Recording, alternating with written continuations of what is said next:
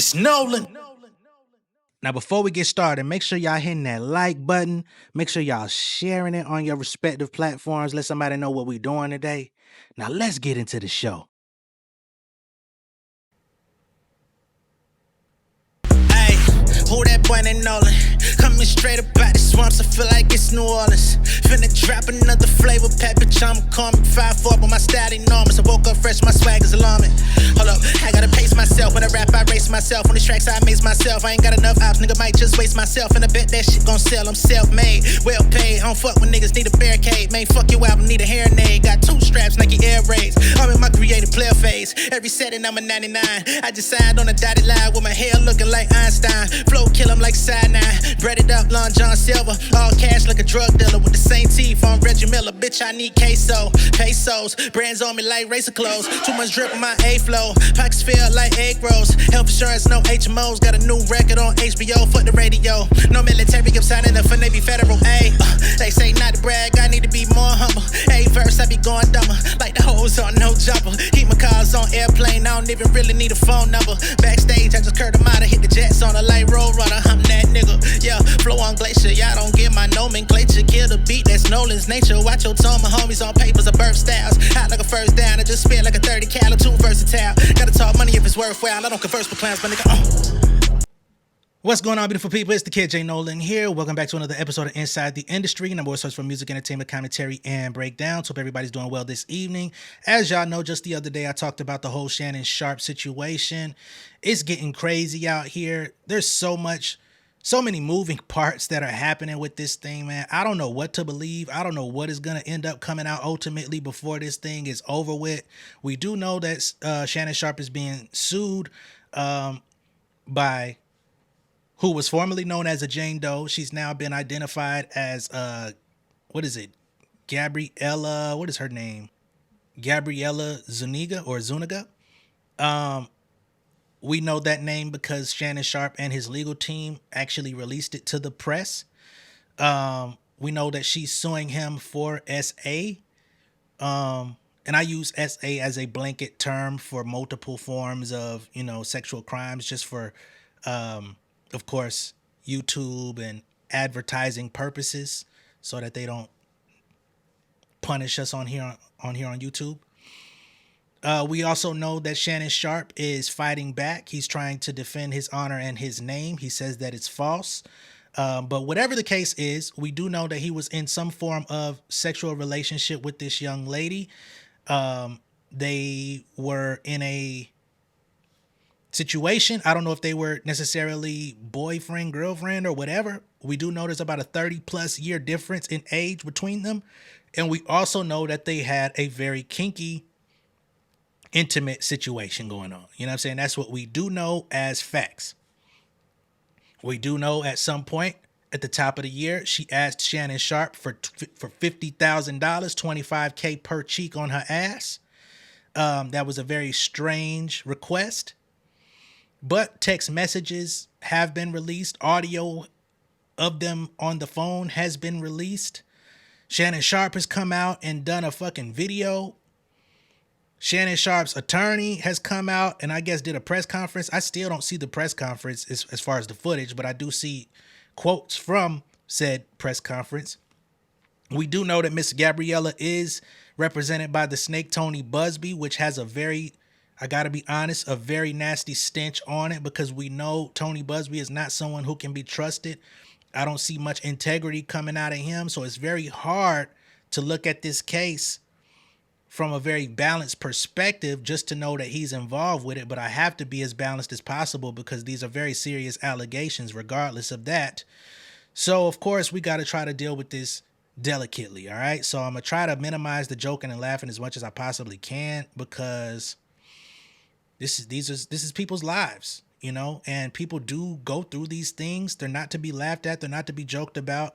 And I want to try to treat this with as much of that same respect as possible, because we don't know what happened, right? Now, the other day when I talked about this, I did not have access to the complaint from Miss Jane Doe, aka Gabriella.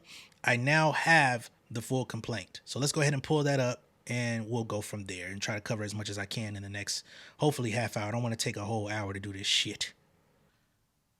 All right. So we have the complaint here from Micah D. Nash, Nevada Bar, Delahunty and Edelman, Anthony Busby, etc. in the 8th Judicial District Court of the state of Nevada in and for the county of Clark. We have Jane Doe, individual plaintiff, versus Shannon Sharpe, individual defendant. Let me zoom in on this a little bit more just to, whoa, y'all ain't have to disrespect me like that. Damn. Google Drive? Y'all driving them. Damn. Okay. So let me go down. Cool. Y'all niggas was trying to play. All right. Plaintiff Jane Doe complains of defendant Shannon Sharpe and for cause of action would respectfully show this honorable court the following. Introduction. A woman can say yes to consensual sexual relations with a man 99 times, but when she says no even once, that no means no. All right. So they're giving context that they did absolutely have consensual, intercourse, but there is a time where she claims to say no. All right. Defendant Shannon Sharpe, a man who is accustomed to getting what he wants, completely fails to understand this basic concept. After many months of manipulating and controlling plaintiff, a woman more than 30 years younger than he, and repeatedly threatening to brutally choke and violently slap her, Sharpe refused to accept the answer no in S8 plaintiff, despite her sobbing and repeated screams of no. Okay?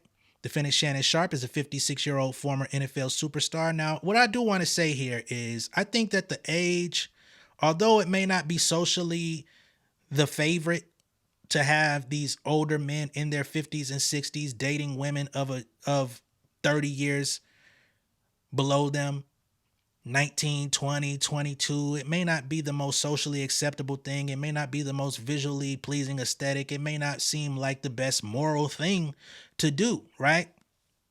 But it's not illegal. And let me say that, I don't necessarily like how they're framing this as he is this 56-year-old man dealing with this younger woman as if she didn't know who she was dealing with, right?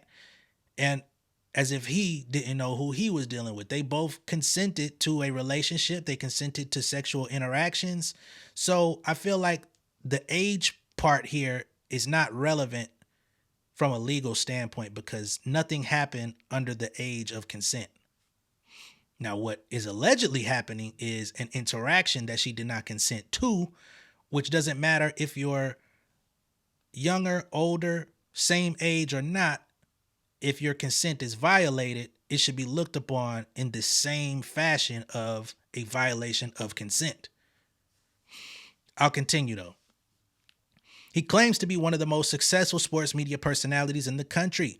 Plaintiff is a young woman in her early 20s. In 2023, plaintiff was working out at a gym in Los Angeles, California when Sharpe approached her for the first time. Previously, Doe had noticed Sharpe watching her during her workouts. At this time, Doe was just 19 years old.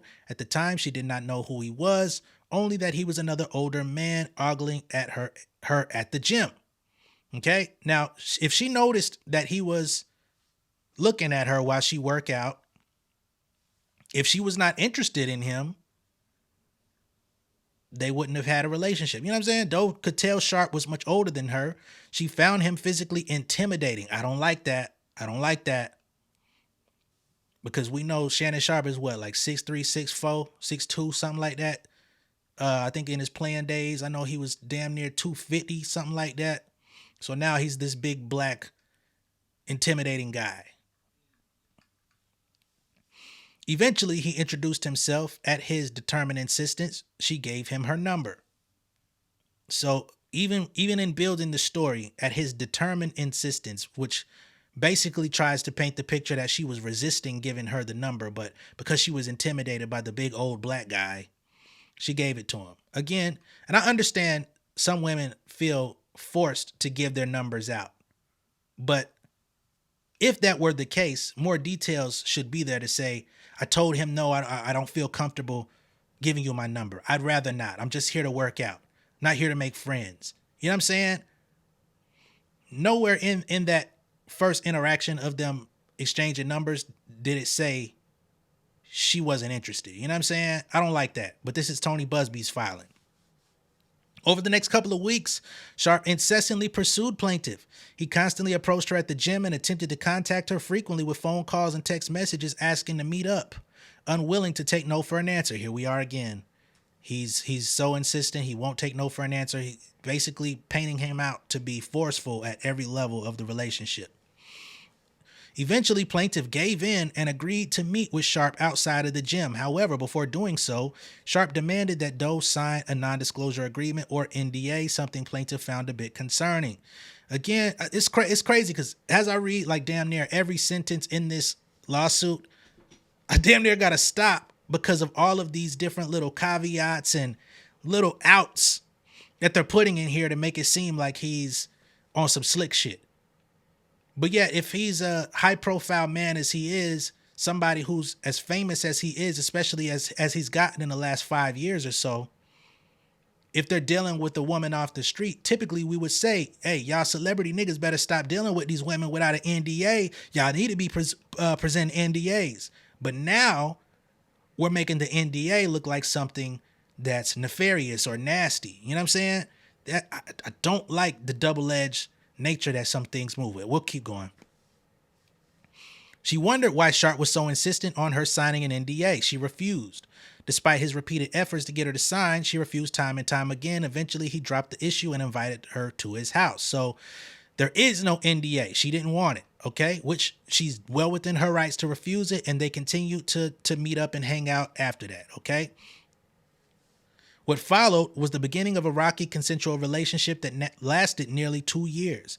The relationship was very unequal. Sharpe is more than 30 years older, is considerably wealthier, is physically much larger, and exponentially stronger. Sharpe is famous and has power. Again, this is all pointing to problematic nature when all of this, even Tony Busby said that the texts that were shown in 2023 and 24 was before the alleged incident. So, or 2022, 23, or whatever it was. We'll continue. Plaintiff and Sharpe knew each other saw each other, on his terms and on his schedule. I mean, he is the busy man. And let me just put this in here. I know a lot of motherfuckers, hey, I don't like niggas. So there's a lot of men out there that do go after younger women and they want to control all the elements of their life. If they can hang out, who they could be friends with, where they can go, who they can't go, who they can and can't know. I know that shit is very prevalent. I don't agree with that shit by no means. You know what I'm saying? And it happens way more than I'm even comfortable speaking on. You feel me? But I don't want to assume that off the bat, because it just feels like this lawsuit is kind of perverting their relationship and making it seem like every bit of their interaction was him controlling it rather than the both of them just being interested in each other for whatever reason, whether he saw her as a sexual conquest, she saw him as a financier, whatever that may be. Let it be that and then tell us exactly what happened. But the way that this thing is slanted, I just don't like how this shit is written.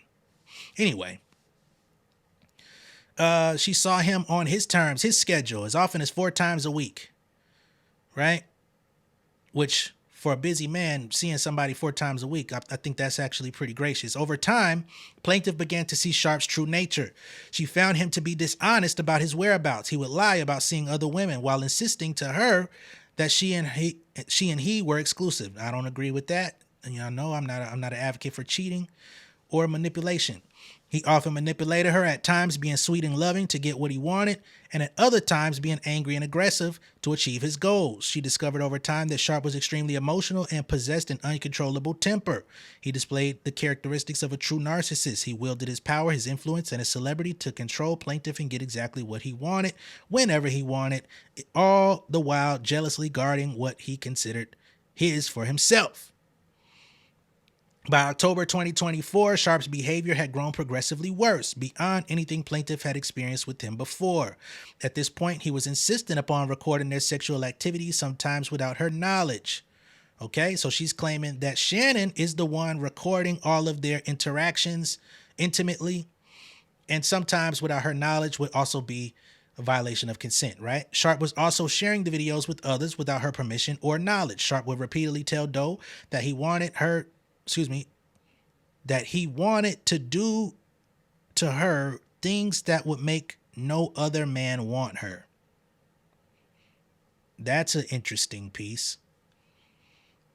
By this point, Sharpe was no longer able to credibly maintain that the relationship was exclusive.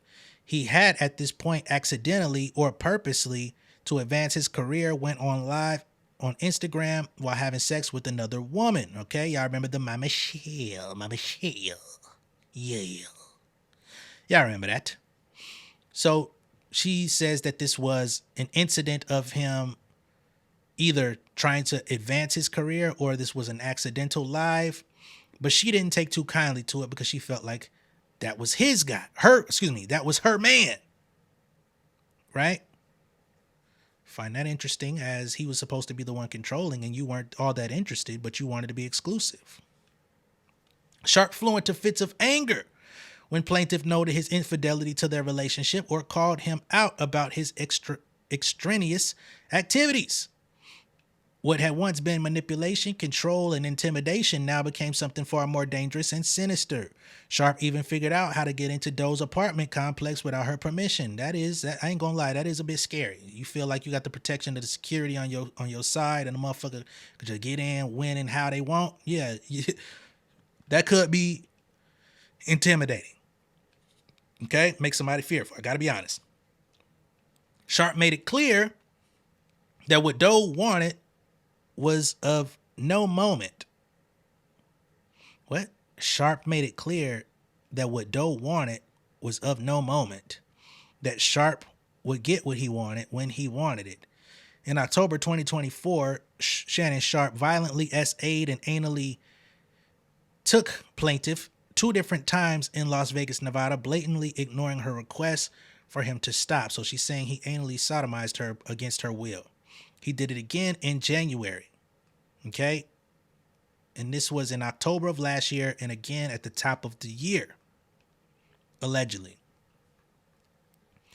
Plaintiff left Nevada to temporarily escape defendant Shannon Sharpe. She now seeks justice through this action and other means. Plaintiff seeks compensatory and punitive damages in this matter in the excess of $50 million. Okay?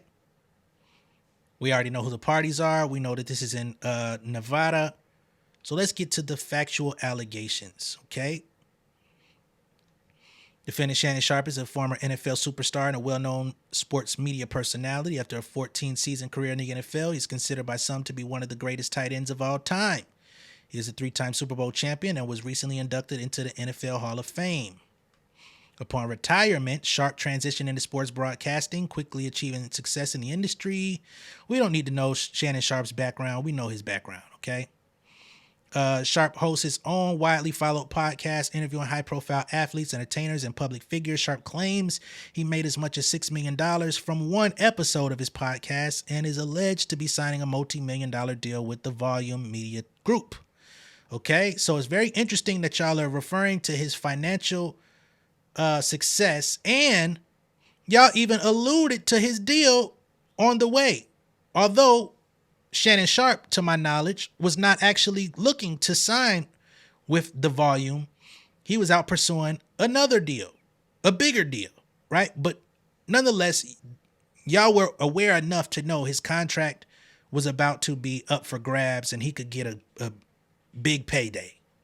I find it very interesting that y'all will put this in the lawsuit. Speaks to intent to me, but we'll keep going. His legacy extends beyond the field and media.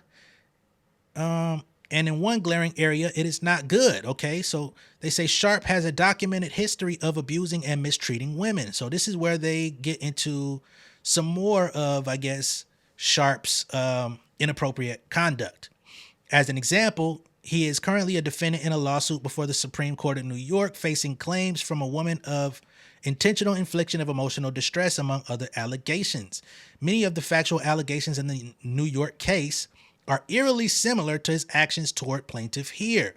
According to the New York lawsuit, Sharpe forcefully subdued the plaintiff in that case, forcing her to her knees and subjecting her to non-consensual oral, despite her repeated protests. Okay, so they're saying that in a separate lawsuit, Shannon Sharpe is being sued for forcible sexual activity. Okay. When she resisted, he persisted.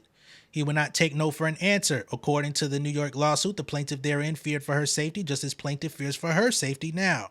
The New York lawsuit further alleges that Sharpe escalated to a consensual, excuse me, I don't know why that word kicking my ass today, vaginal penetration, all while telling her that he would make it so no other man would want her. So they're basically saying that this is a quote that Shannon Sharpe uses pretty frequently. This is the second time already in this filing of him saying, I'm gonna make it so no other man will want you in a sexual way.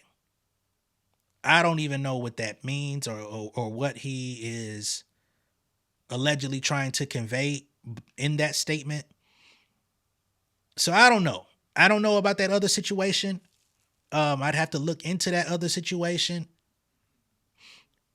But again, knowing that this is filed by Tony Busby and we know that he has a penchant for copying and pasting things out of context and putting them in his filings and trying to make things that happened before look like they happen now, it makes this very messy. But what I will say is a person that has multiple allegations of this sort, if where there's smoke, there could be fire. You know what I'm saying? I gotta at least acknowledge the possibility that these things could be true. Not saying they are, but they could be.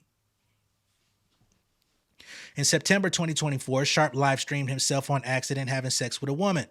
Upon information and belief, he did so on purpose to seek media exposure and to attract social media views and attention. To live stream himself, he would have had to deliberately swipe right on Instagram to activate the live feed. Sharpe claims it was accidental. However, discreetly recording sex without his partner's knowledge is something he's known to do. He did so with the plaintiff herein. Okay, now Shannon Sharpe's story for that was that the woman or someone did that, not him. They're trying to say that he did. I don't know who hit the live button on that particular video. Plaintiff discovered that Sharpe had been secretly recording their sexual encounters without her consent.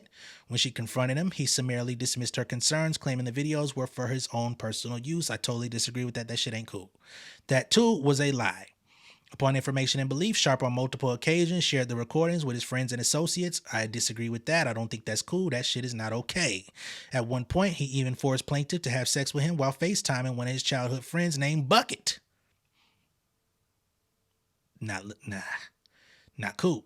Whenever plaintiff would get up the courage to object to Sharpe's outrageous conduct, which was not often, he would aggressively and angrily put her back in her place. What does that mean? You can't put that in there without saying what that means. Shannon Sharpe isn't just a sports icon, he's something far worse. He is a flawed, narcissistic individual who has spent years using his fame, power, and influence to manipulate, control, subjugate, and violate women. With this suit, plaintiff intends to put an end to this egregious conduct. Now again, with the recency of these alleged acts, I still don't understand why this is not being pursued criminally to ultimately put an end to this egregious conduct.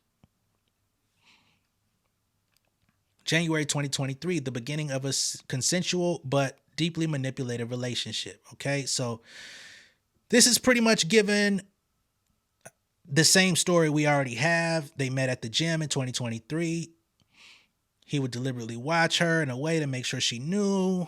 One day, as she finished the set and turned around, she found Sharpe standing inches behind her. All right, so they're painting it as if he was already invading her space. Sharpe told her he had noticed her at the gym and wondered why she had not introduced herself. Now, come on, bro. Who's to say that this girl even knew who you was?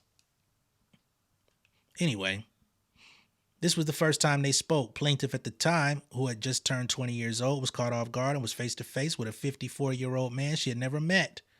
Plaintiff did not know at the time who Shannon Sharpe was. She did not know what to say nor how to feel about his advances. During their first conversation, Sharpe proposed a challenge, a competition to see who could lean out faster. The prize If plaintiff won, he would buy her fake tits. Now, I do wonder if that was something that she was interested in or if he just threw that out there. You know what I'm saying? We need more context as to this fake titty situation. Did she want fake titties or did you just say, hey, I'm going to get you some? Because at that point, why the fuck would I be competing to lean out? I don't want them. I ain't competing for shit. Plaintiff was stunned. The implication that she needed or wanted such a thing was wildly inappropriate. Hearing it from a stranger more than 30 years her senior made it even more disturbing. Throughout their subsequent encounters at the gym, Sharpe made sure plaintiff understood who he was, a celebrity and TV personality. So she's saying that he's constantly reminding her, I'm the big dog.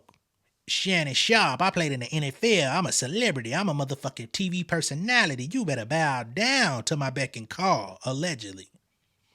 Over the following week, Sharpe made himself unavoidable. He was at the gym when she was. Well, he had been at the gym when she was multiple times before. He constantly called and texted, demanding she come to his Beverly Glen mansion. Okay. Plaintiff repeatedly declined and made up excuses to make her seem too busy to see him. But he would not stop. Sharpe would not be deterred. So she said that he's aggressively pursuing her to the level of discomfort. Okay. I can't say if not that happened, but if so, this should have been an early cue to seek help. Eventually, plaintiff gave in. But before she could meet him outside the gym, Sharpe made another demand. She had to sign in. This is the NDA thing. We're not going to speak on that because we already read that. Revealed from the start, the violent, aggressive, and controlling nature. Okay. The first night plaintiff went to Sharpe's house, the experience was unlike anything she has dealt with before, disturbing, unsettling, and given his subsequent conduct, very illuminating.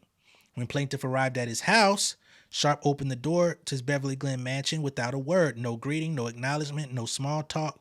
Without so much as looking at plaintiff, he simply turned away from her after opening the door and walked upstairs. So he allegedly opened up the door like Prince on Dave Chappelle with pancakes on the table, okay? Plaintiff hesitated but followed as she did not know what else to do or where else to go. When they reached the bedroom, Sharpe pointed to the bed before disappearing into the bathroom and shutting the door behind him. He still had not said a word. So the picture that they're painting here is, you know why you here. I ain't got to say nothing. Come follow me upstairs, get in the bed, get yourself ready. We finna fuck. You know what I'm saying?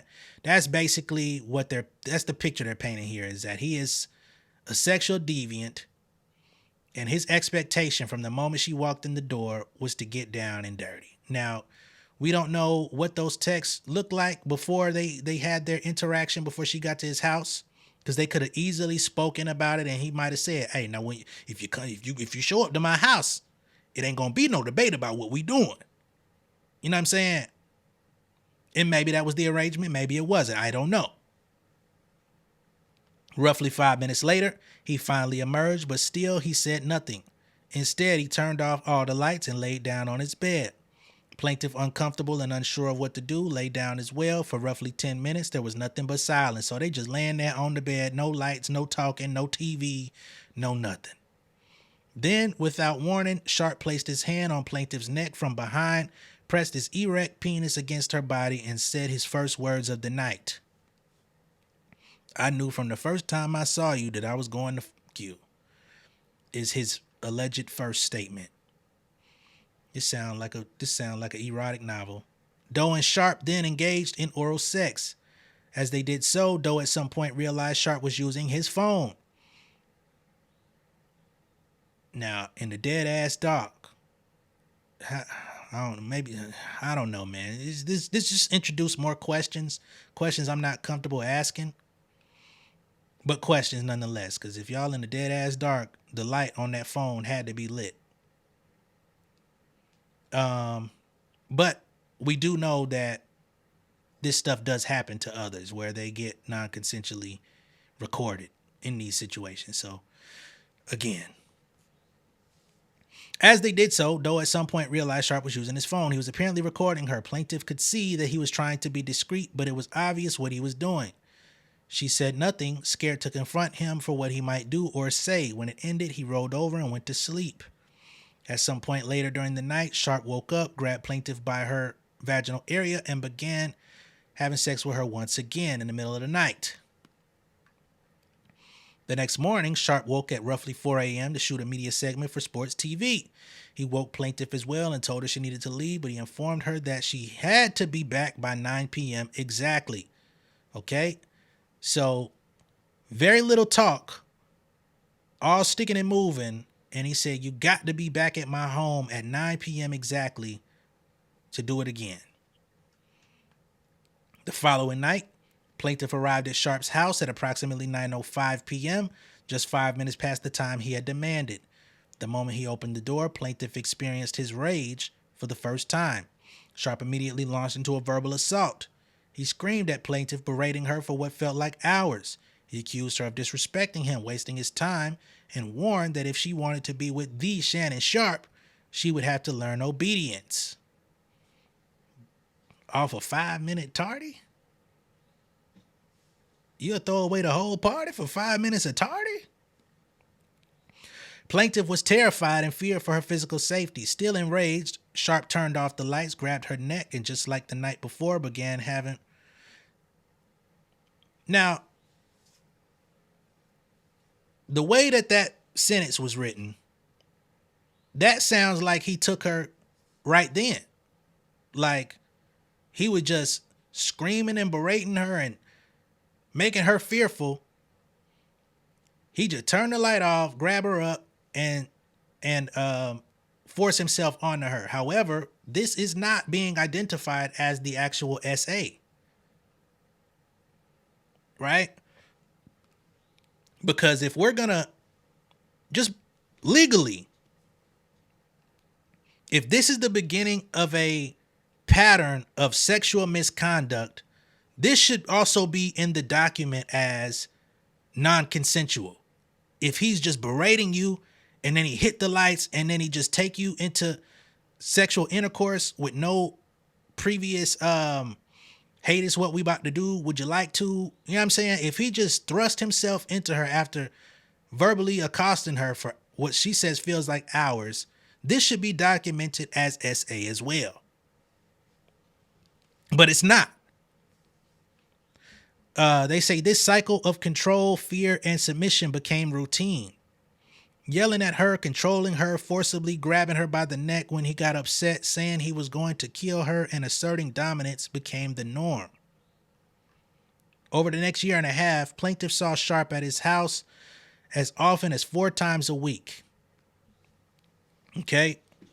Sharpe continued to treat her like an object. He continued to control her, not just physically, but emotionally and psychologically. He demanded complete control over her time and body, expecting her to be at his house on his schedule, at his command, whenever he called. The verbal abuse never stopped. He would berate and degrade plaintiff just as he had from the beginning. One time specifically, he was yelling at her while there was a firearm visible in his room. Terrified of her safety, plaintiff tried sharing her location with friends from her iPhone just in case. But Sharpe saw her doing this. The moment he realized what she was doing, he grabbed her by the neck and told her, if you ever do that again, I will fucking kill you. Okay? Now, this is an interesting thing because if a person is truly feeling like they're in danger and they're trying to share their location, I can totally understand why you would do that. But on the other side of it, if you're dealing with a high profile person, and let's just say you start trying to share your location with your friends, you don't never know what that could be interpreted as. You trying to line me up? There's celebrities who homes have been broken into a lot in the last 5 years. You know what I'm saying? Sharing location is what got Pop Smoke killed out in California. People were alleging that PNB's girlfriend shared the location at the Roscoe's, which ended up in him being unalived. Now, further information was released. People was already on his ETA that entire time. I think even Big U was involved in that situation. So we know that it wasn't about her sharing that location. But again, a lot of people tried to blame her for doing so. So you got to be on your P's and Q's when people come to your house where you rest your head and they sharing their location for what? Excuse me. Okay? Just looking at this from both sides because I don't know what happened. Okay? But she said she was terrified for her safety. One of his firearms was present and he threatened to kill her at that time. That's what she says, which I can't justify in any kind of way. Summer 2024, Sharpe's control turns abusive. The relationship becomes fearful and non-consensual. Okay, so they've been dealing with each other for a year at this point, and we're just now getting into non-consent. So all of this controlling, all of this, like, you better be at my house, all this stuff, although it sounds forceful, it's all consensual nonetheless. She says in her own paperwork, summer 2024, after a year, it now turns into abusive and non-consensual. I find that to be an interesting way of telling the story. But if at any moment you violate that, you get what you get. Gotta be honest. So Sharpe's aggression and rage continued to escalate to the point that plaintiff's friends began to fear for her safety. So now the friends are afraid. For example, when plaintiff was with her friends, they could hear Sharpe yelling at her over the phone and would ask her if she was safe and if she was okay. Okay. Friends are going to have to be able to testify to this. In the summer of 2024, plaintiff and Sharpe each moved to Las Vegas for their own reasons. So they moved together. Sharpe liked to say that the plaintiff followed him to Vegas, but that too is a lie. Once in Vegas, Sharpe again insisted that the plaintiff sign an NDA. She refused, and again he persisted. But after enough resistance, he let it go and continued seeing her multiple times per week. So y'all separately moved to Vegas. That's interesting. Y'all both moved to Vegas, but y'all moved into y'all own places, but he's controlling your every move. Might as well let him move in at that point. They say his behavior did not change. He remained erratic, controlling, and verbally abusive, all while telling plaintiff that he was committed to a sexually exclusive relationship with her, okay? So she's under the understanding that there's exclusive, not dealing with anybody else. Then in September 2024, Sharpe humiliated the plaintiff. He live streamed himself having sex with another woman on Instagram. That's the situation that we all saw and heard, more so heard than anything, for over 1.1 million followers to see. He later made jest of the incident on his podcast, Club Shay Shay and Show Nightcap, but for plaintiff, it was anything but funny. He had repeatedly assured her they were in an exclusive relationship, albeit unhealthy and abusive. This was a lie that not only hurt her emotionally, it made her fear for her sexual health and the risk of sexually transmitted disease.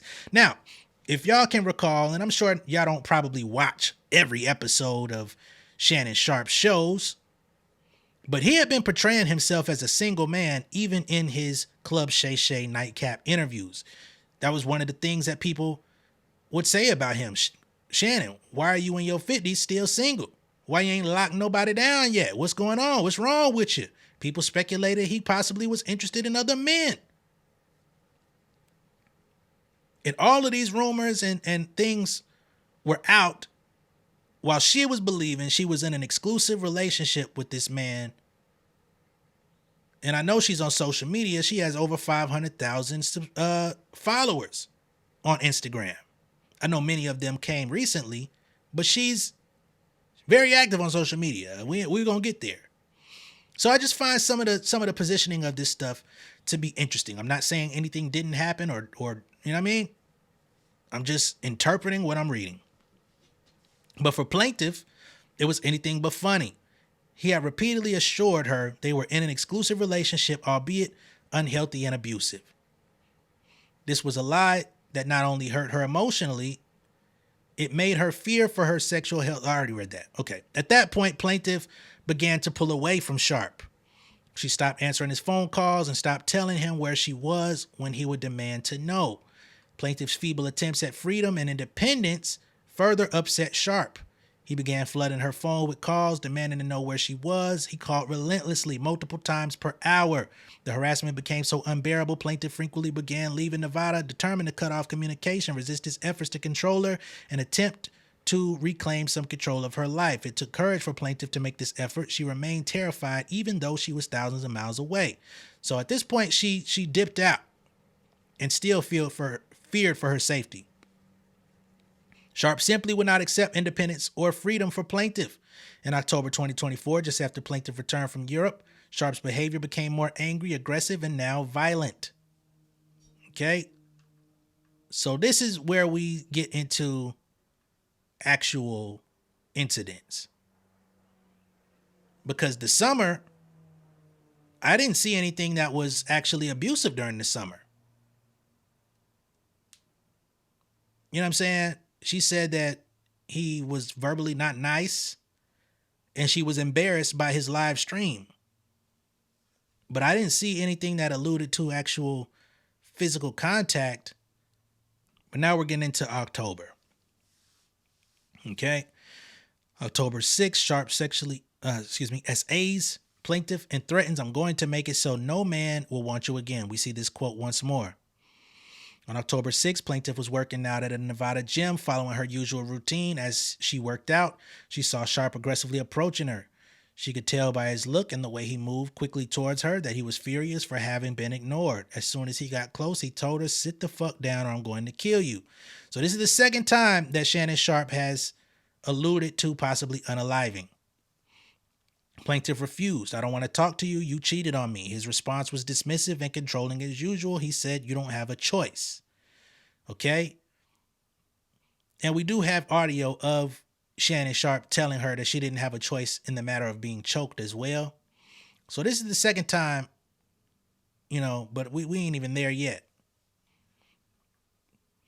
Sharpe demanded that they talk in private. Again, plaintiff told him no. She made it clear. She did not want to talk to him, be alone with him, or want him coming to her home.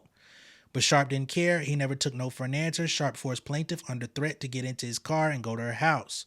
Once Sharpe was inside the apartment, plaintiff tried to keep the conversation in the living room, but Sharpe refused. He demanded they go to the bedroom. She said no. He didn't listen, nor did he care. Once inside the bedroom, Sharpe grabbed her from behind and forcibly positioned her to perform oral. So because he's angry at her not answering his calls, he decides, I'm finna do the unspeakable. Okay. He held her in place and then forced her to begin performing. He became even angry and said, "You've disrespected me so much. I'm going to punish this woe. I'm going to make it so no man will want you again." I just don't understand. And they must have audio or something of him saying this term, "I'm going to make it so no man will want you again," because it's coming up. If this is something that he frequently says, which I don't know. I don't know this nigga, man. But just because you stuck your stuff in her stuff, what the fuck that got to do with another man wanting her? Like what? It's gonna go right back to where it was. And anybody else interested in visiting that territory consensually is gonna be visiting the territory. Like, I don't understand that. And I'm saying, like, even if he did say that, like, what the fuck going on with your brain to say some shit like that? Crazy ass. But she's saying that he took it, which is not acceptable in no type of way. She says plaintiff at this point was crying and sobbing. Tears streamed down her face as Sharpe repositioned her and took from her behind and inserted his into her. As he said, "Turn around and look at me." Sharpe grabbed her head, forcing her to look at him as she sobbed. He said at that point, "Look at this. Look at my arm. I got chills. That's how good this is. That's weird." Shannon Sharpe forced himself on the plaintiff, Despite her sobbing in agony as it happened, he told her in the moment as she was crying that the experience was so good it was giving him chills. Sharpe's behavior demonstrates that he believed plaintiff to be his personal property, possessed and owned by him. He also believed that the laws did not apply to him, that he could take what he wanted, and that no one could or would stop him. He was and is wrong. Again, if Shannon Sharpe did this, he deserved to be underneath the motherfucking jail burning with shackles on his feet, ankles, neck, mouth. I'm not even trying to be funny. Like, if he did this nigga deserved, I would say he deserved to be blanked. You know what I mean? So I'm just like, why not take this to the state of like criminal? Lock his ass up. Now we get to January this year. Sharpe SAs her, ignoring her screams and refusing to wear protection. On January 2nd, Sharpe told plaintiff he wanted to see her. Sharpe persisted and reminded plaintiff that he had a combined Christmas and birthday gift for her, as he previously promised her a gift. She ultimately allowed him to come over to her apartment. She regrets that decision. Okay. So I don't know if they saw each other between, what was that, October 6th? Excuse me. Yep, October 6th and January 2nd. I don't know if they saw each other in between that time. That's months of separation. Okay. Once inside the apartment, Sharpe began undressing. Plaintiff firmly stated multiple times that they would not have sex without protection, demanding that he wear a condom. She knew that in the past he refused and believed that her demand would stop him from having sex with her, but although he refused to use a condom, he still insisted. She tried to resist him. She screamed. She had already expressed concerns for his safety, knowing that he had been involved with other women, increasing the risk of transmitting a disease. The more she begged, Sharpe became more aggressive and made it clear he would not. He was going to have his way with her, okay? So this is another forcible situation. Sharpe grabbed her, pulling her around and positioning her to perform oral, which lasted for roughly 2 minutes. Then Sharpe repositioned her and roughly forced himself inside of her. Plaintiff never stopped demanding and begging that he stop or put on a condom. Sharpe ignored her. As soon as he penetrated her, plaintiff screamed and sobbed. Her cries for help did nothing to stop. So this is another situation of SA. The assault lasted roughly 10 minutes, ending only when Sharpe ejaculated inside of her.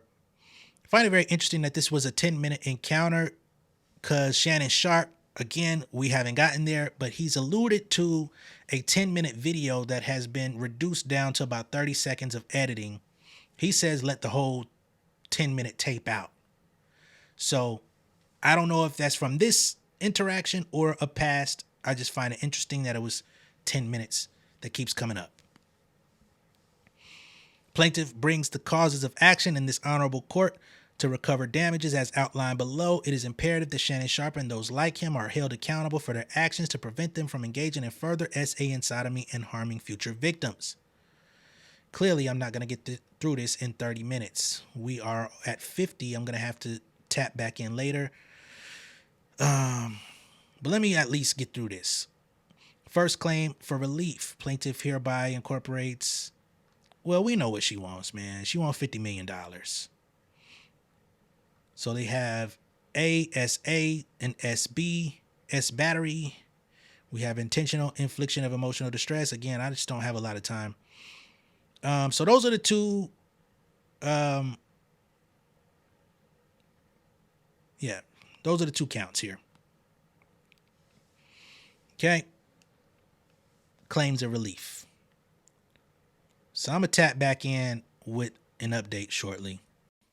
So now that we made it through the complaint from Jane Doe, who's now been revealed as Miss Gabby Zuniga, of course, we already read in my first video the statement released from Shannon Sharpe and his attorneys where they say it's categorically false.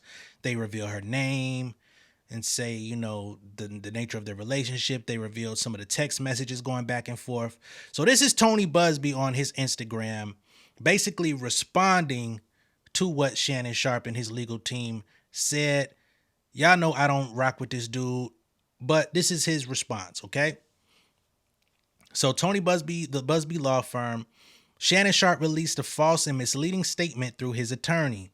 The statement from Sharpe's newest lawyer falsely accuses Miss Jane Doe of editing a video, a claim that is not only demonstrably false but also desperate. Now, we don't have the video. It's probably best that we don't have the video, but we got video of Shannon Sharpe saying drop the video, okay? Craziness. He says the lawyer also suggests Miss Doe refused to make the video available to Mr. Sharpe. Again, this assertion is easily proven untrue. In fact, Miss Doe insisted he watch it. Okay? But the problem is he asked for the unedited version, not the so-called 30-second clip that they're trying to admit as evidence. So, Busby continues, here's what's true. Although Jane Doe never referenced any video or multiple audios that she possesses in the lawsuit that she filed, now that Mr. Sharpe's lawyer has decided to broach that subject, we will address it. An incredibly damning video does indeed exist. The contents of that video speak volumes about Mr. Sharpe and his behavior. That video, which will be played to the jury, is extremely problematic for Mr. Sharpe. Sharpe's team, as I anticipated, disclosed the existence of this video in an effort to try and get ahead of it. That effort will fall flat. Okay? So, Tony Busby, he predicted that this was going to happen. He anticipated that Shannon Sharpe would try to get ahead of it. Of course, I mean, you know, in these types of situations, you want to try to attack the situation head on, be as forthcoming as you possibly can without incriminating yourself, especially against somebody like a Tony Busby, who is going to run a press campaign, a PR campaign to try to make your name look bad. I understand why they would have done that, but of course, he expected this, right? So he says in his statement, Mr. Sharpe attorneys reference several texts. Every text that Mr. Sharpe's counsel released today, purportedly from Jane Doe, are dated prior to the alleged brutal assault set forth in Jane Doe's case. Those texts were obviously released in an effort to distract the public's attention from the allegations in Jane Doe's lawsuit. It won't work. A little history. Back in early February, our office contacted Mr. Sharpe on behalf of Jane Doe and broached the subject of a meeting. Multiple conversations took place. Ultimately, a mediation occurred. Mr. Sharpe was represented by different lawyers in that mediation. That mediation process went on for more than 6 weeks, ultimately leading to Mr. Sharpe making an incredibly significant offer to settle. Now, there is talks that Shannon Sharpe offered somewhere in the ballpark of $10 million. I will say, when you offer somebody $10 million to make something go away, it don't look good for you. It does seem a little bit guilty. 10 million is a lot of money, especially if you feel like you are innocent and you've done no such thing. 10 million. That's negotiating with terrorists, if you ask me. But I ain't got 10 million. Okay.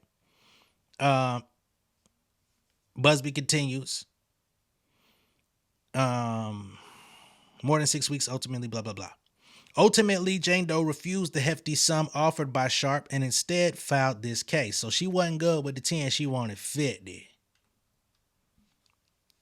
Prior to engaging in the mediation process, Mr. Sharpe's counsel insisted on Jane Doe signing a confidentiality agreement. Mr. Sharpe's attorney has now breached that agreement, so they allegedly came to a confidentiality agreement, and Busby is saying the first thing Shannon Sharpe and his attorney are now doing is breaching their own confidentiality agreement. That's kind of crazy. And it's wild because I do not fuck with this dude at all. But damn, it does make Shannon look a little sketchy. I ain't gonna lie. Just being logically, you know, just think, looking at this in a logical situation, it don't look good.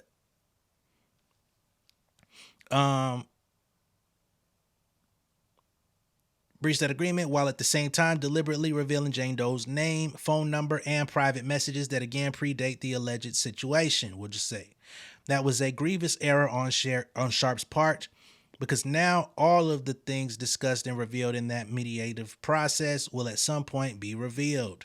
As set forth in the filed lawsuit, Mr. Sharpe's conduct throughout the 2-year relationship reveals a pattern of narcissism, manipulation, and coercive control. It grew progressively worse. Sharpe's new lawyer claims in his statement that the evidence paints a clear picture. He's right about that. It's just not the picture he wants the public to see.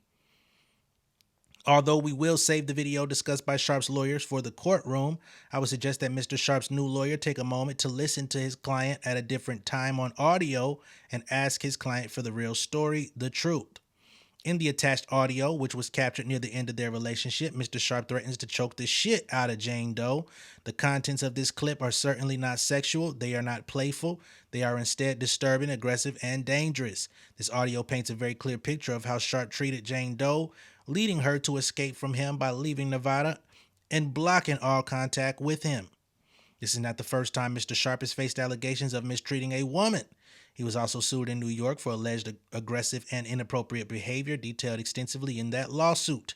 Instead of owning up to his actions, Sharpe has chosen to mislead his lawyers and the public and double down, this time by doxing Jane Doe and attempting to humiliate and to silence this woman who is 30 years his junior. Now, as it pertains to doxing, an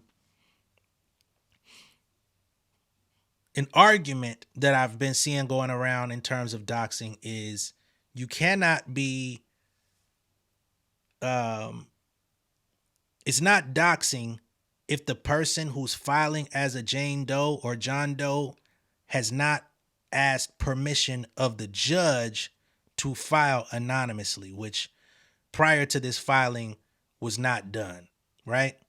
So you file anonymously, I'm guessing because you're trying to protect the identity of the person, but you still have to file a request for anonymity and be approved, if I'm not mistaken.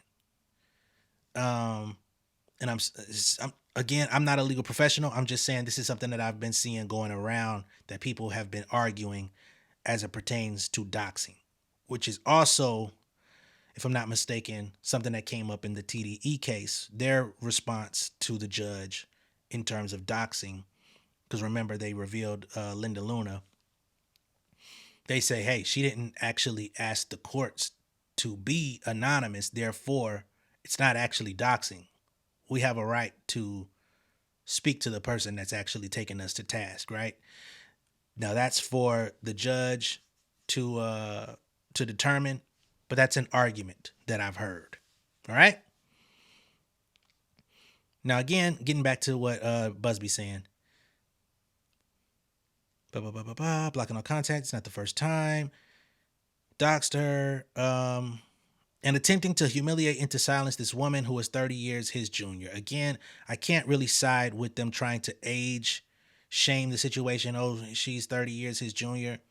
She's an adult. She was an adult when she met him. I do understand the age gap. I do understand people who feel that it's morally not just for that relationship to take place. But just speaking in terms of legal, there's nothing there. Now, whatever she may have endured in that relationship, any manipulation, any leveraging of his money, power, or experience over her, that, if proven, I'm all for saying that shit ain't right. But it has to be proven, you know what I'm saying? And in the day and age that we live in today, yes, it has to be proven. And if it really happened, there should be no problem proving it, right? Mr. Sharpe's aggressive approach will instead have the opposite effect. Miss Doe is not afraid of the truth. She relies upon it. I look forward to presenting the evidence in this case through the judicial process where the truth matters more than a sports icon's desperate public spin.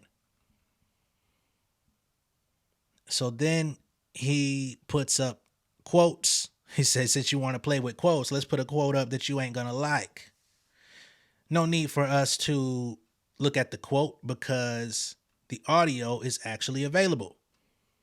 So this is the audio that was obtained by TMZ of an alleged phone call between Shannon Sharpe and Miss Gabriella Zuniga. Let me make sure it's not too loud. We'll go ahead and play it. Like,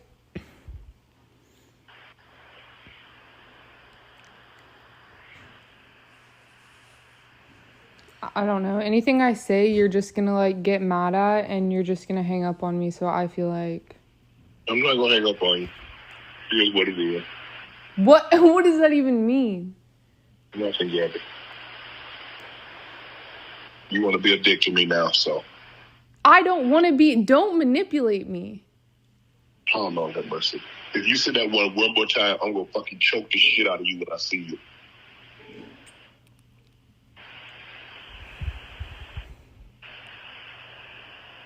Thank you. Okay. All right, we're gonna play the rest of this, but as you can see, he's saying he's gonna choke the shit out of her when he sees her. If she were to say that he's manipulating her once again. Now, what I will say about this is, it don't look good, right? When you tell a woman that you're gonna choke her, you put yourself in a very compromising position, because it does put you in the position of being an aggressor. It puts you in the position of being an abuser, even just if verbally, right? You're talking about threats. Now, on the other side of the argument, some can say, well, just because he says that does not mean that he's going to do it. He could be speaking, like a euphemism, just saying it to say, like, yo, I don't want to hear you say that. Maybe that's just how he speaks. That's not how he speaks on his show. It's not how he speaks in his public facing occupation. I will say that much. That's not the Shannon Sharpe that we see on TV, or the Shannon Sharpe that we see on Nightcap or Club Shay Shay. Got to be honest, right? So it definitely does paint him in a darker light than that of which we're accustomed to. I gotta be honest about that, right? Even if I'm suspicious about Tony Busby and his intentions and his character, which also permeates into the cases that he takes and, the way he spins things. But this quote from Shannon Sharpe does not make him look good. Puts him in a pretty negative light. Gotta be honest.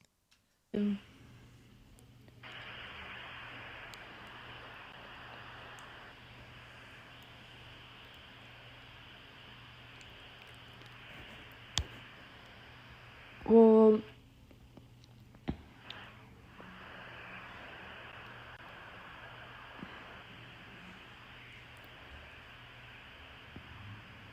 I don't.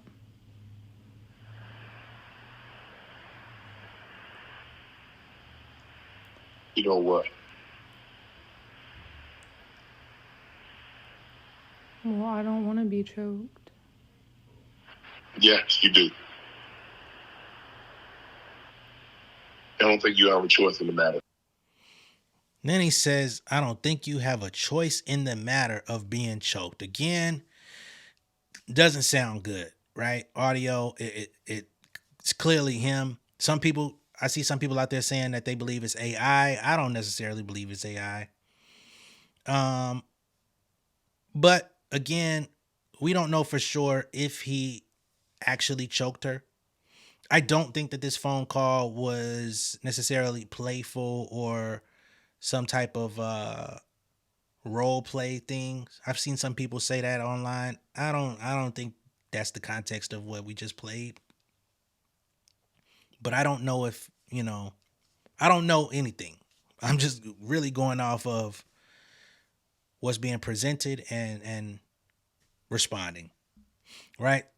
I believe there's other audio of him making reference to choking again, which again, nigga,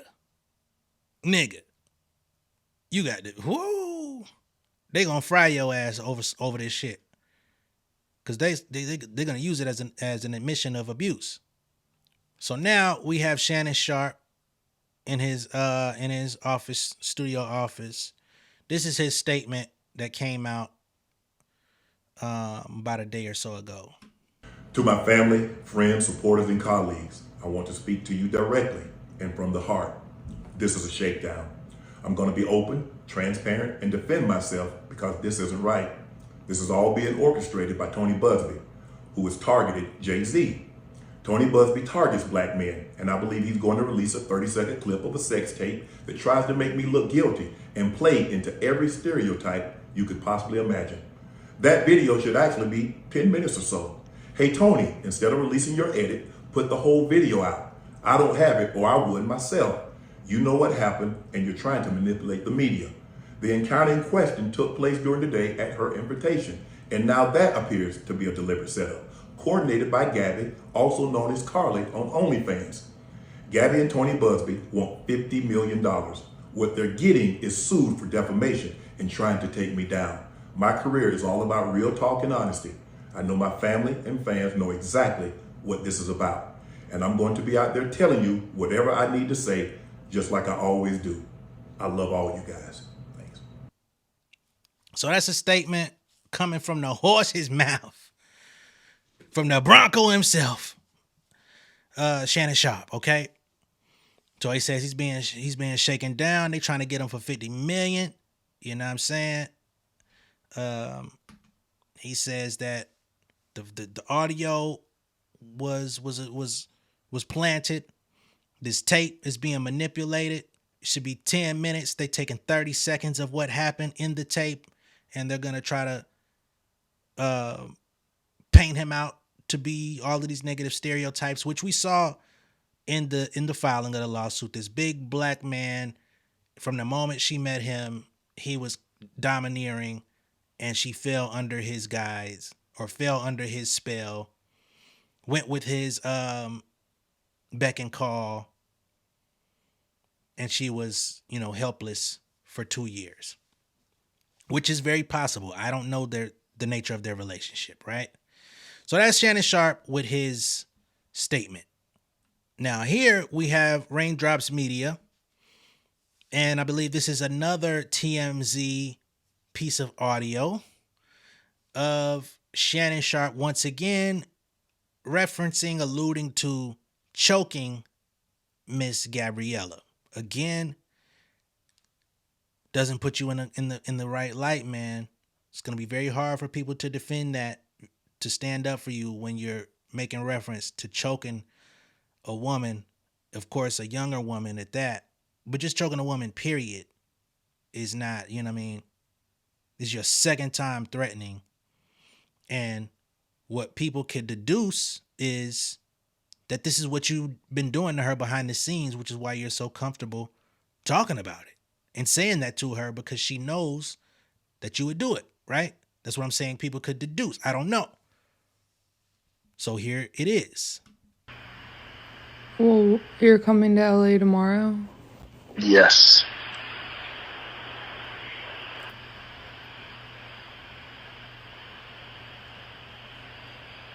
Well, I don't know why you want to go out.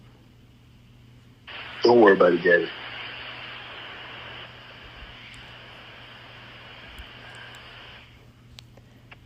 Well, okay. Now, I'm gonna play more. But I'm gonna be honest, this is the second phone call of all this dead ass air of them talking.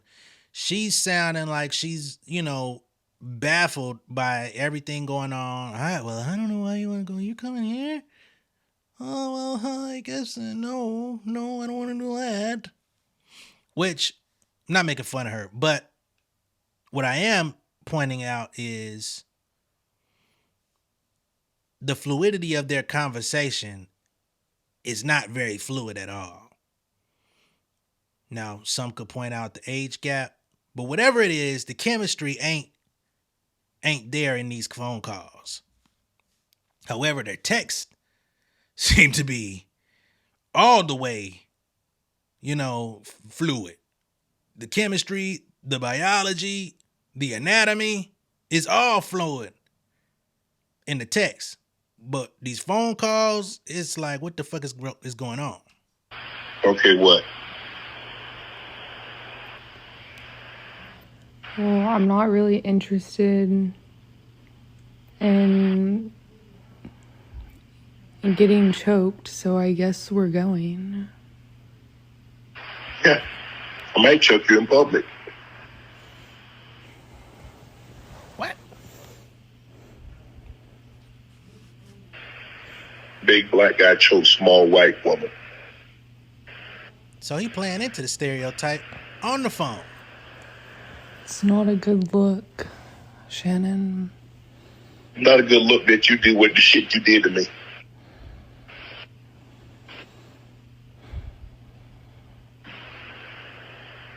So he clearly has an axe to grind with her.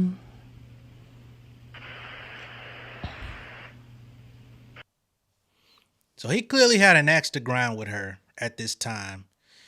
He's coming into LA. He's finna take her out to eat, I guess. And she says, well, I don't want to be choked, so I guess I'll be going out with you. He says, shit, I might choke you out in public again.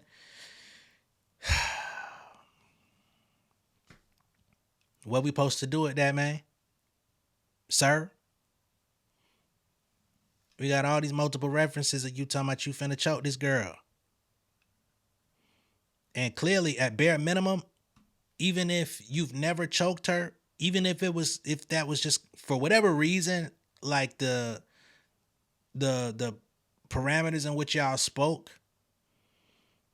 you put yourself in a very vulnerable position to be recorded with somebody who refused to sign NDAs, so all of your communications are prone to be released or something, and y'all seem to have some sort of understanding. I don't know what level of understanding it is between y'all, whether it's just how you casually talk to her saying, I'm gonna choke you, and maybe that's just how you speak. You don't mean it, but then you choke her in the bedroom. I don't know. Right? But whatever it is, once it comes to us, it comes down the pipeline and you're trying to protect your name. I gotta say, bro, you fucked up. Now, let's get to the text. I believe the green is Shannon and the blue is Gabby. Okay? So here, up top, and I think these are out of order, if I'm not mistaken. But we'll get into the contents of what they're saying here. Okay? Looks like a call was made at this point. He tried to call her. This is September 30th, 2023. Tried to call her. He sends a text shortly thereafter, says, called you back. This is her on October 7th. Is that correct? Yeah, October 7th, 2023. She says, call me. I feel like fucking with you. Okay.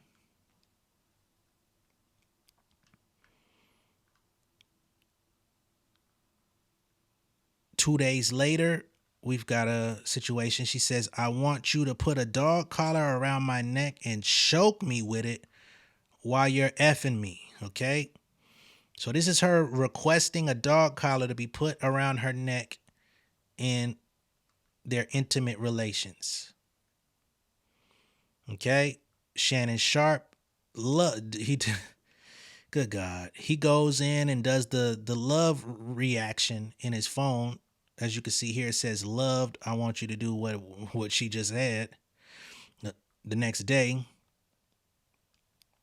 So same day, October 10th, same day that he loved her reply, he says 2 minutes. I guess he's 2 minutes away.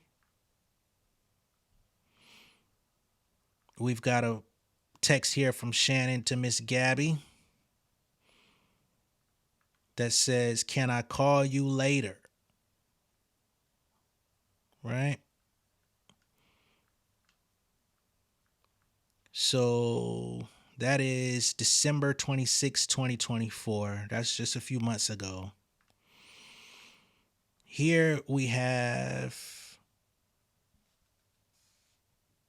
same day, December 26, 2024. She replies when I'm 152 pounds, but you can't touch me because you cheated on me on Instagram Live with Michelle. Okay, so at this point, she's holding the Michelle situation over his head. This was December of last year where she said that. The Michelle thing happened when? So the Michelle thing leaked out September 11th of last year. And in December, she's still hanging that over his head, okay? So she sent a photo of herself, which I won't be enlarging or trying to get to. It's not that relevant. But she says, when I'm 152 pounds, but you can't touch me because you cheated on me on IG Live with Michelle. She sends another. She says, I'm going to be 180 soon, and you're still not going to be able to touch. Bet you're regretting your actions right about now. So she says, I'm finna get thick on your ass. I'm 152 when I'm 152, but I'm finna be 180 soon. I'm finna gain over 20 pounds of muscle and thickness, and you still ain't gonna be able to get none of this. Now, how you like me now? Okay.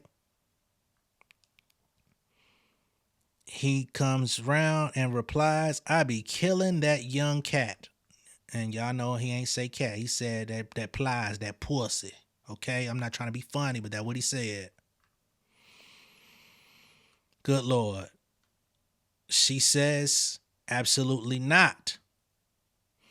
When you give me a formal apology for cheating on me on IG Live and multiple other times, then we could talk about it, okay? So as she referred to in the lawsuit, she is angry about him cheating on her multiple times. So the thing on Instagram Live with Miss Michelle, whoever Michelle is, that got her perturbed, but also other instances of him stepping out because they could not come to an exclusive agreement, right?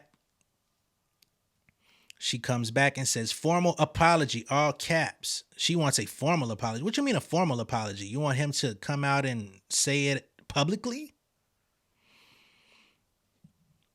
Or what? Like, I don't know. So there's another text here from that same day. I don't know what that is, and I'm not going to try to enlarge it again because they got a lot of crazy shit going on, okay? So we've got another text. She says, I'm not answering your calls until you say sorry, Shannon. So she wants him to apologize, to officially say, I'm sorry. Shannon comes back and says, I've said sorry, Gabby. So he's like, hey, what more do you want from me? I've already done that. She says, all you say is I'm sorry, but you never say what you're sorry for and how you're going to make it right. She comes back, so I would appreciate if you could do that because you really hurt me and I've been having a hard time with it, okay? So at this point, we don't really know what she wants. She wants an apology. He says, I've already apologized. He says, you keep saying you're sorry, but you don't actually tell me what you're sorry for. And this is all in reference to her being cheated on. This is not in reference to any other misconduct.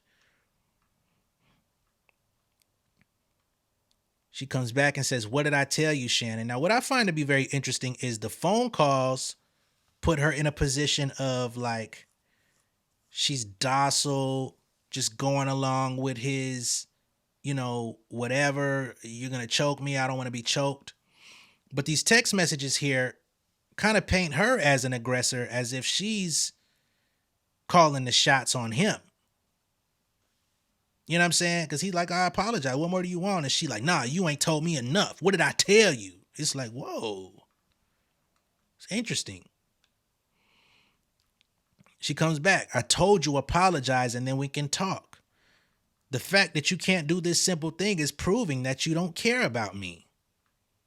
I'm waiting for my apology. So all day, December 26th, the day after Christmas, she was asking for an apology. She comes back the next day and says, I'm still waiting on my apology on the 27th. Okay. Same day, she says, I don't understand why it's so hard for you to say sorry for what you did. Shannon replies, Gabby, I'm not going through this again. I've already apologized. Stop playing childish games. Okay. So this is December 27th. He comes back on New Year's. He says, Happy New Year, Gabby. Can't wait to see what 2025 has in store for us. Now, what I find interesting is there was never any resolution reached on the 27th, the 26th. He comes in on New Year's Day, a few days later. I don't know if there's physical contact between there. I guess not. But he comes in and says, Happy New Year. He can't wait to see what 2025 has in store for them. But up until this point, she hasn't been very cooperative. He's been trying to apologize. She's not accepting it. She wants something more. So then we have a text here that says, give 50K and I'll let you come over to the house. Now, what I find interesting with this text here is it's supposed to be from Shannon to Gabby. Right? So this is not a request from her. This is a text from him saying he got give 50K and I'll let you come over to the house. So that sound, I mean, it's not even grammatically correct, but it sounds like he's offering her 50, which now makes me question you, Shannon, because you say she tried to strong arm you out of 50, 25 per cheek. But this is supposed to be a text from you where you bring it, you know what I'm saying? Because I could see if she said, give me 50K and I'll let you come over to the house. But it says from Shannon to Gabby. So she replies with a PayPal request. I know that's fucking right. I hate to say that, but she sent them the link like, hey, go ahead and wire that motherfucking money over to my PayPal. Now, why would you accept $50,000 to PayPal? That's kind of crazy. You ain't had no other, you don't got a bank? Shannon says, I don't have cash apps. So she like, go ahead and PayPal it to me then, motherfucker. He said, I don't got that shit. So then she asked, then what do you have? He says, I got 10K cash. Now that's interesting to me. You talking about you had give 50K. She said, okay, send it to the motherfucking PayPal. He said, I don't got that. But then you say, but I got 10K cash on me. Well, why you ain't just say you had 10K cash for it then? That's the part that's not making sense to me. She say, send a pic of it or FaceTime me with it. So she say, I need proof for this motherfucking money you talking about. You ain't finna get me. You ain't finna get me, sir. I need the money on. I need proof, which, come on, man, it's Shannon Sharpe. Clearly he has $10,000. So she then comes back and says, what's taking so long? You either don't have the cash to show me right now or you're with Michelle. So she's still talking about Michelle. This shit happened way back in motherfucking September of last year. This the motherfucking New Year's Day. She's still on Michelle. She said, which one is it, Shannon? All caps. Crazy shit there. So then she sends him a photo and says, I know you missed this big juicy ass. 25K for each cheek. So he's the one who actually introduced the idea of 50K. This also makes me look at you with the side eye, Mr. Sharpe. Because you say she was trying to extort you out of 50K, but you're the one that brought it up. Now it done got planted in her mind. Yeah, nigga, come give me that 50. Well, let me not say yeah, nigga, because this ain't the right time for that. But she like, yeah, sir. You already done planted the seed of 50. Yeah, pull up on the bumper. I got you. He talking about I got 10K in cash though. She like, shit, boy, I need that 25 for each. So again, Shannon, this puts you in a compromised position, sir. I'm starting to think something ain't right here. Been thinking something ain't right, but I'm thinking stuff ain't necessarily right on both sides. So this goes back in time a little bit. This is back in 2023 again. This is March 5th, 2023. She sends a photo of two cats. Y'all may not be able to see it all that clearly, but it's a photo of two cats. One, holding the other from behind. Okay? She says hi. Shannon Sharpe loves the image. She says to him, "That's me hugging you and you not hugging me back." Okay? So clearly the relationship of her not being interested in him and all this stuff doesn't seem that that's the truth. Seems like she cared for him, especially if it's an image of you hugging him and him not hugging you back. That portrays it as if you care more about him than he does of you. She then sends him an explicit photo of someone being tied up. She says, "Tie me up like this and ufk me." Y'all know what I mean. Shannon Sharpe replies, "If I knew how to, I would." Okay, this is back in 2023, early days of them getting together. Right? So remember, in the lawsuit, she was portraying their relationship as if he was just, ravishing into her, just, just taking it like at his beck and call. She wasn't interested in, she's just flabbergasted at all of these different times that he came onto her sexually. But now we have text messages that clearly show that it was beyond consensual. She's literally asking for herself to be tied up, handcuffed, all of these different things, which all of this stuff is in the realms of consent. It's all good. But when we read that lawsuit, they painted their entire relationship out to be like she was just a reluctant party and he was the aggressor in all situations. But here we have her literally asking for these things. Right? She says, "Tie me up and smash me." He says, "I would if I knew how to tie you up." She said, "It's cool. I got handcuffs. We could stick to those." Shannon replies, "That actually looks like you." So whoever it was in that photo, he said, "That actually looked like you." She said, "Who said it's not me?" Okay. Now remember, she is a OnlyFans cam girl, so it's very possible that she could have been the one in the photo. I don't know. But he says her tits too big for it to be you. Okay. He said, "I don't think that's you." The bosom looking a little bigger than I thought. You know what I mean? She says, "You can't even see my tits in that." LMAO. But whatever you say, daddy. Right?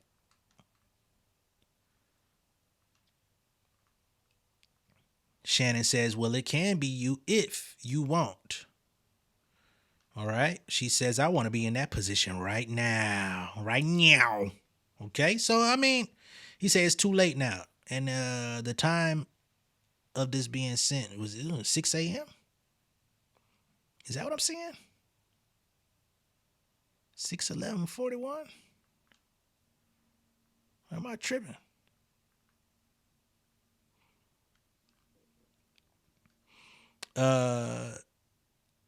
Whoa.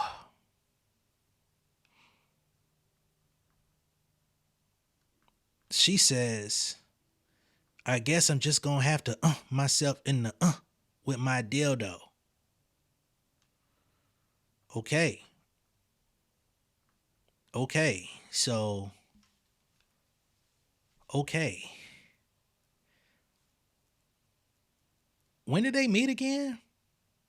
Cause y'all, it's March 2023. These are the early days of y'all getting together. Y'all was already doing the butt, huh? Okay, do what y'all do. She says, "Follow me back on IG. I accidentally blocked you." She then says, "Good night. Thanks for always answering my texts and calls. It makes me feel great." Once again, contradicting the nature of him being the aggressor in the situation, because she's enamored with the fact that he's texting her back. So I feel like both Gabby and Shannon are not being all the way forthright about the nature of their relationship. I gotta be honest. So here we have another text from her. This is January 31st, 2020. What is that? 24? She says this, but with you instead. What you think? Now, I don't know what that photo is, and I don't need to know what that photo is, but clearly it's of a sexual nature. Shannon says, who is that? She says, LOL, I have no idea. I just look at my DM sometimes when I'm in the mood to be creeped out. Okay. So somebody sent you a random photo in your DM on some nasty shit and you send it to him? That's kind of definitely a young person move. He says, that's chocolate daddy a-hole. I'm the only one fucking that and getting his ass ate. Wow!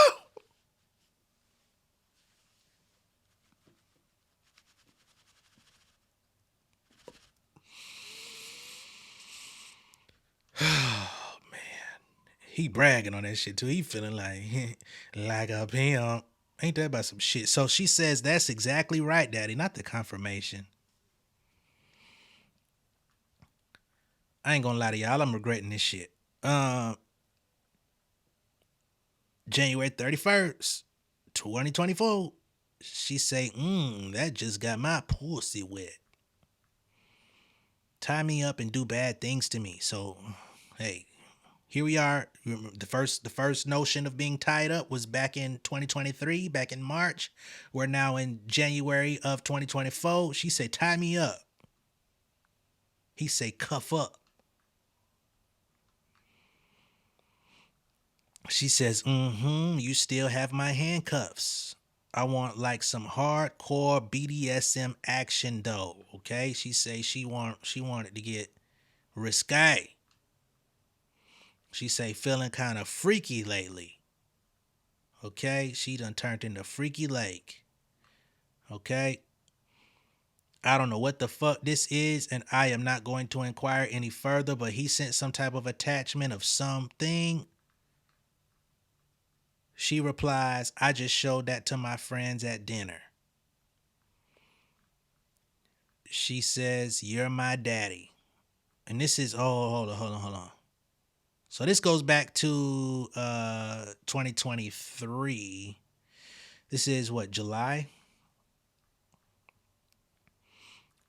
22nd of 2023. So these are out of order, but you see the contents of what they're saying. So this is November 23rd of 2023. She says, only if you put that baby gravy in me, then I can do whatever I want to me, okay? So this is over a year ago. She requesting that baby gravy. She say, you're going to have to let loose over here. You can't just be pulling out. You're going to have to let it spread, okay? You got the mashed potatoes. I need gravy. She say she sends a correction. Only if you put that baby gravy in me, then you can do whatever you want to me. Did he send bombs back? What is that? Well, money bags. I'm not zooming in on none of this shit though, because it's too much. What the fuck? She says, I literally ate so much food, I look like I'm pregnant with your big black baby. Let me tell you something, man. I done ate so much, I look like I'm pregnant with your big black baby. Shouted. Over. Yeah, over. It's done. Okay? You sound like you done took your hood off. Speaking to me like that. But clearly Shannon is into race play. He may not ever admit it, but that's what they was on, man. They was doing race play. This some kinky, weird shit. So then, this is an interesting statement from Shannon. In reply, he says, if I still fuck with you around my B-day in 24, you can take IUD out. Oh my God. This nigga said, if I'm still fucking with you around my B-day in 24, So he say, if you still around, if I allow you to still be around, because this is November, if I allow you to be around next year around my birthday, you could take the IUD out. He said, I'm gonna give you the big black baby you asking for. You could take it out and I'm gonna let the gravy spread. He said, you know, you ever order, it's been a while, but you ever order KFC back when KFC was good?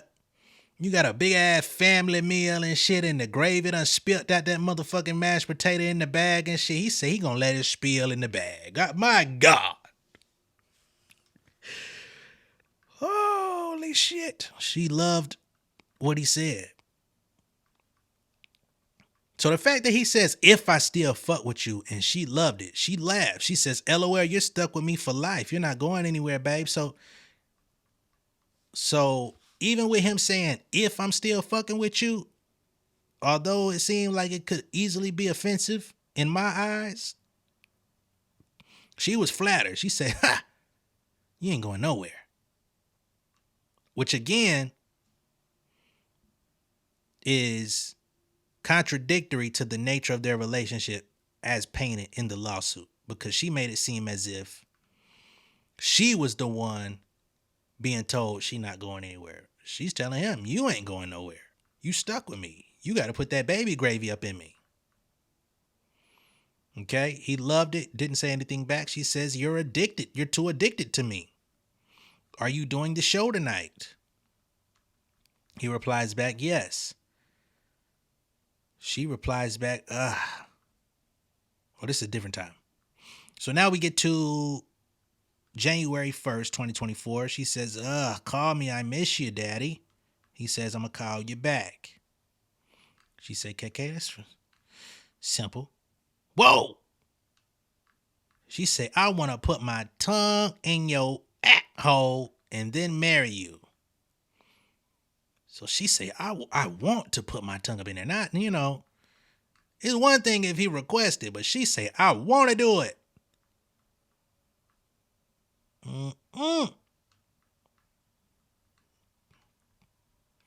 She then sends a nudie, which we definitely not going to leave there. She says, bruh, call me back.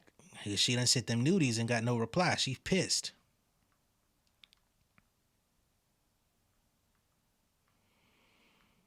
She said, I can't wait to have a black baby. Get the fuck out of here. 10. She says in the very next text message. She then comes back January 19th. This is 6 days later. She says, bruh. So at this point, I guess he's kind of ignoring her. On the 12th, she sent these nudies. On the 13th, she say, I can't wait to have a black baby. Remember, this is 2024 now. He said, if I'm still fucking with you around my birthday in 24, you could take the IUD out. So he said, I'm going to shoot your club up. She said, I can't wait to have a black baby. 10. He ain't say shit. Yeah, I probably wouldn't have said shit neither. She comes back a few days later, says, bruh. He say, I'm on the plane. Okay, which is 2 days later, he say, I'm on the plane. Dario!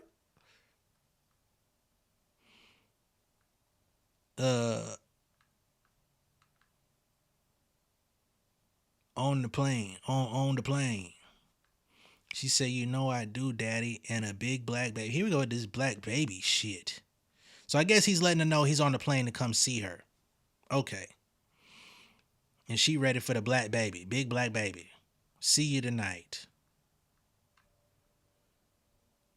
Boy, hell fuck no. She over here trying to breed a football player. Ain't that about a bitch? She say, I told you, please stop hanging up on me like that. At least say bye. It's very disrespectful, Shannon. So this is end of February of 2024, last year.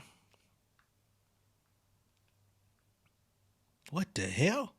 He says, I want to fuck.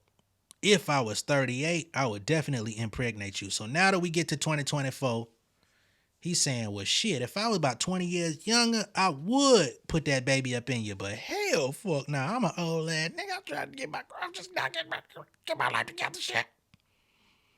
You gotta understand how many injuries and hits I done took in my motherfucking career, baby girl. I ain't trying to have no kids. Can't run around this motherfucker here. She say, if I was 38 or if you were 38, nah, he was dead ass clear. He said if he was 38. She says, I mean, you could still impregnate me. Age is just a number. Age is just a number, okay? She said it herself, okay? So the power dynamic that's being referred to in that lawsuit by Tony Busby, she's got text saying, hey, I want that baby in me, okay? You're going to give me a LeBron, okay? Age is just a number. You're going to let that baby gravy flow. He say, me? He says, Gabby, that's a kink for you. You and I both know you don't want a baby, okay? So here, that's an interesting piece here. He says, you and I know this is just a kink. Like, we talk dirty, we say this crazy shit, but you really don't want no baby. Let's be fucking clear. Let's be real about this. You don't want no big black baby up in you, okay? Very interesting text. Whoa! She says, you're the one that has a breeding kink. Damn, not a breeding kink in text message. Both y'all scandalous. I'm sorry. She says, I mean, I only want a baby if it's from you. I think I'd be a good mom. I've always wanted a black baby. I ain't gonna lie to y'all, man. Like, I would never accept no this such language in my direction. I always wanted a black baby. Man, you get the fuck off my line with that shit. She says, call you back after dinner. So this is later in the year. This is 8/6/24. So that's August.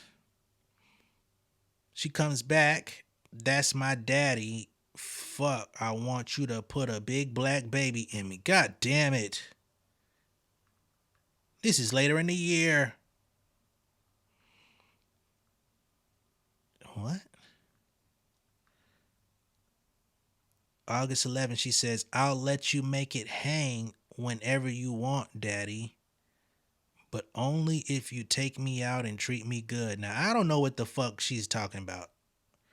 I'll let you make it hang. Y'all gonna have to let me know what the fuck that mean. He say, deal. I crave your Gabby. That's mine now. She says, you better crave it because you're going to be stuck with it for life after you put a big black baby in me. Get the fuck out of here. She's still talking about this big black baby. She then sends some IG content, reels and stuff. I don't know what none of that shit is. He says, yes. What is this shit? So that's in August. We now have, this goes back to March 14th. I told y'all this shit was not in order by date. He says, yes, me too. So glad we're on the same page. I don't know what this is referring to. So she then comes back and says, I want to be abused, daddy.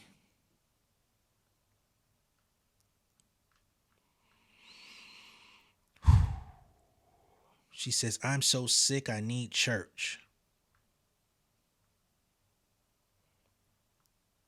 I don't know what he sent, but I'm glad I don't. Whoa, she says, so when are you going to be able to provide me with dick this week? That's crazy. Damn. See, she done try to portray herself like she this little goody two shoes. I'm just in the gym and I don't really know this guy. I don't really like him. He's asking for my number. I come to his house. He don't talk to me. He don't say nothing. He goes up to his bedroom and he turns the lights off. But This is around the time y'all first met. And you coming right out the gate talking about, so when you gonna be able to give me some dick, homie? Okay? Stop fucking around. When you gonna be able to provide me with the thing? She says, or should we wait until this weekend when you're not working? All right? She's getting impatient. She want that thing. Okay? So then she comes back and says, yo, what? Yo, can you freeze your sperm and then give it to me in like 5-10 years? Here she go with it. Damn, from the motherfucking Ripper. This is back in 2023. She say, freeze your sperm and give it to me in 5-10 years for this big black baby. She been saying this shit since they first met. I don't know if that's a money bag or a motherfucking bomb. It's proven to be both. Oh no! He say, why? You want a big black baby. Now, I don't know if she was the first one to introduce that word in conversation or if he was the one that introduced it in conversation. But it looks like we may have March 14, 2023. The first mention that I see on record of big black baby is coming from Shannon motherfucking Sharpe. And she been requesting that big black baby ever since. Now, in their actual verbal conversations, of which we don't have, she may have actually said that to him. And he say, why? You want a big black baby? Like being sarcastic. Like you keep talking about a fucking big black baby. Makes sense. She says, yes, exactly. I was not fucking lying. I said she wanted a LeBron. She says, I'm trying to have genetically gifted children, you know. Hell fuck no. You fucked yourself up, Shannon. I ain't got no sympathy for you. Nah. Nobody wants to have that on their name, though. But come on, man. She say, I need them athletes. Oh, my God. She put your ass in a get out. And you might not get out. Me selling art. Good night. 4/21/2023. Literally about 2 years to the date. She says, I'm getting your name tattooed on me in like an hour, by the way. Just thought I'd let you know. This nigga's crazy too. He said, get the tattoo in the font of my cognac. Both y'all deserve each other. Y'all fucking weirdos, man. Drop the lawsuit. Go get this motherfucking $100 million deal and go run off into the sunset with this girl.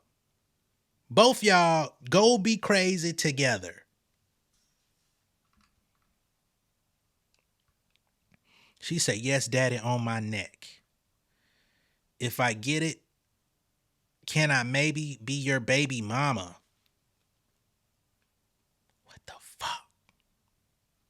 She said, you better not be up to any sus shit with them Vegas hookers. Vegas hookers?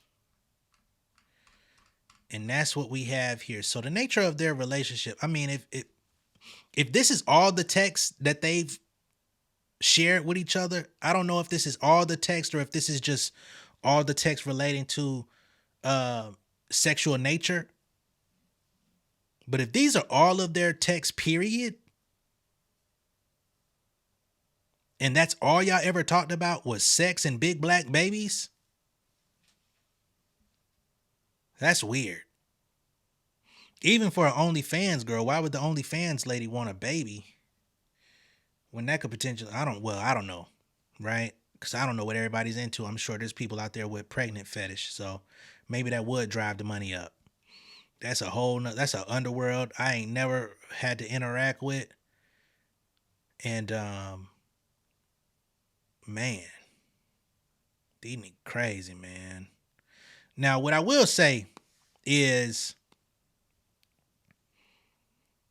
nowhere in these text threads did they make reference to him taking advantage of her or violating her or anything, right? She never said like you shouldn't have did that or whatever. You know what I'm saying? Which I thought that there was some sort of interaction of her saying, you know, you shouldn't have did that or something like that. But in these texts that I see, I don't see any of that. So this is strange. Now, it's very possible that